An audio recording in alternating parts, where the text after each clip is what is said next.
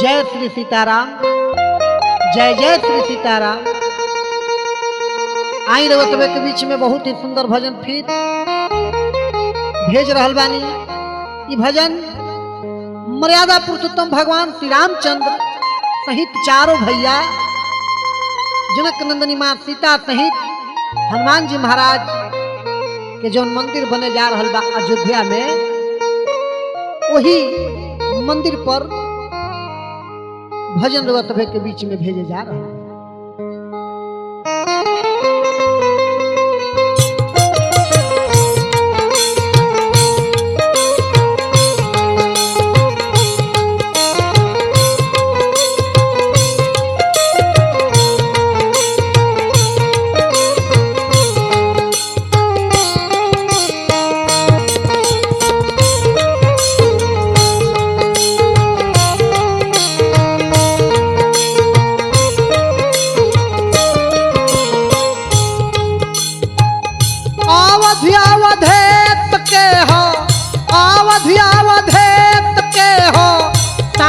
कहतानी हो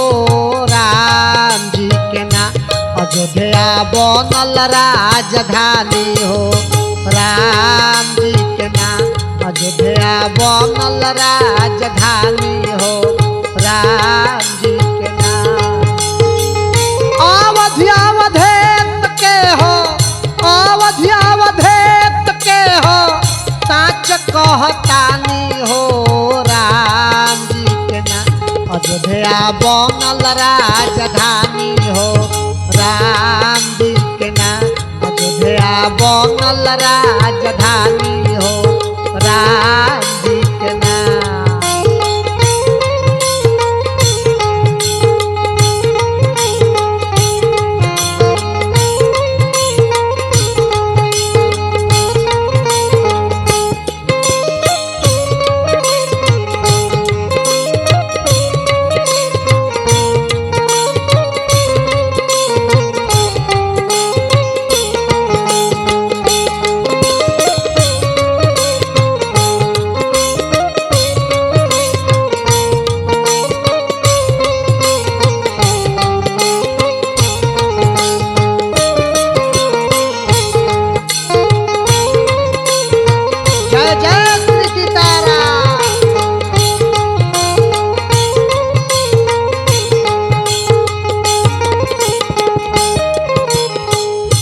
जय जयकार भइल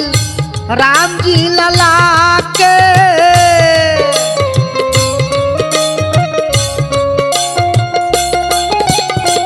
बिना प्रभु के कृपा बिना एगो पतई तक लेना डोले मालिक।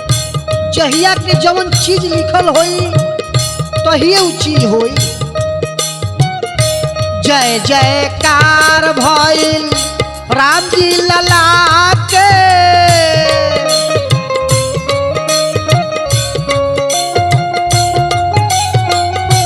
देखे के मिली रउआ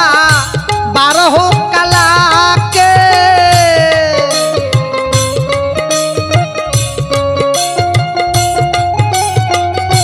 देखे के मिली रउआ बारहो कला की।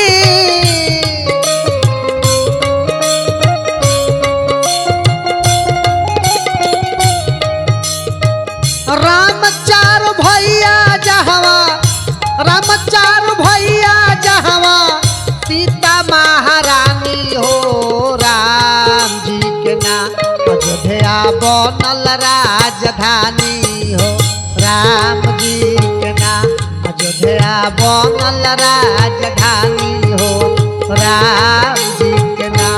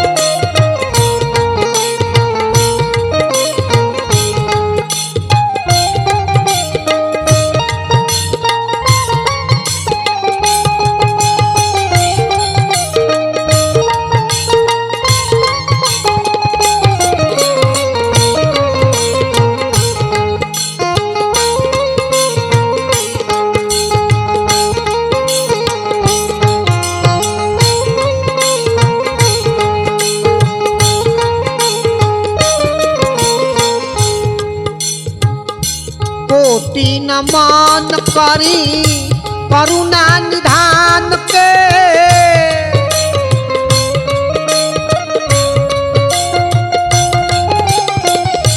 संगही में वीर बजा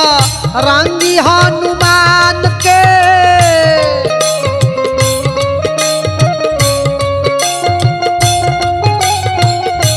कोटि नमन करी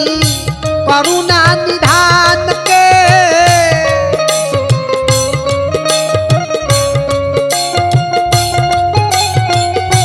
संगही में वीर बाजा रंगी हनुमान के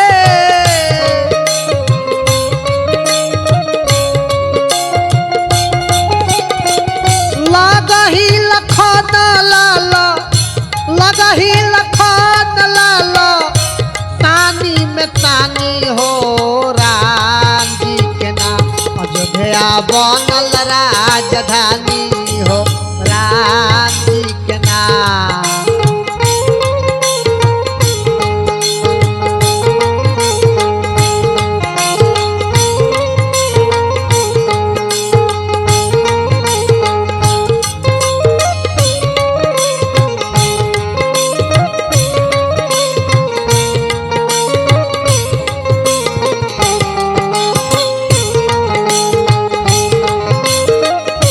जय जय सीताराम।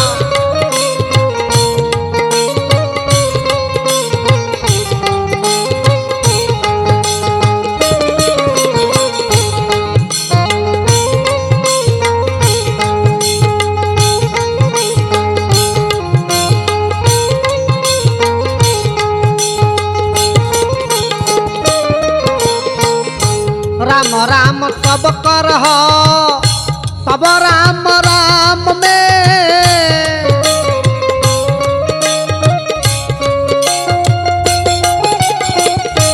मिली आराम भज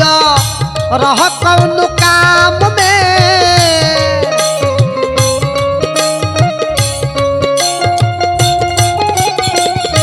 राम नाम सबका हो सब राम राम में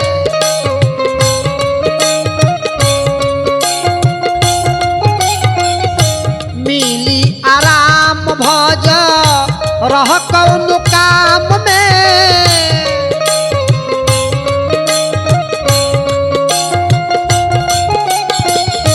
पौआ पखारे जहवा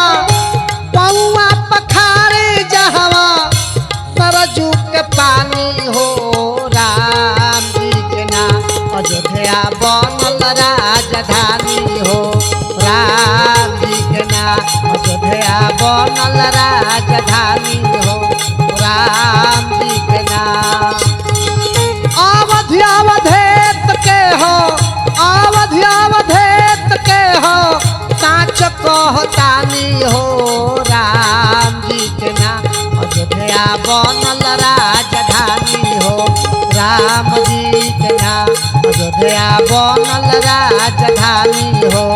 राम जी के नाम अयोध्या बनल राजधानी हो राम जी के नाम अयोध्या बनल राजधानी हो राम जी के नाम।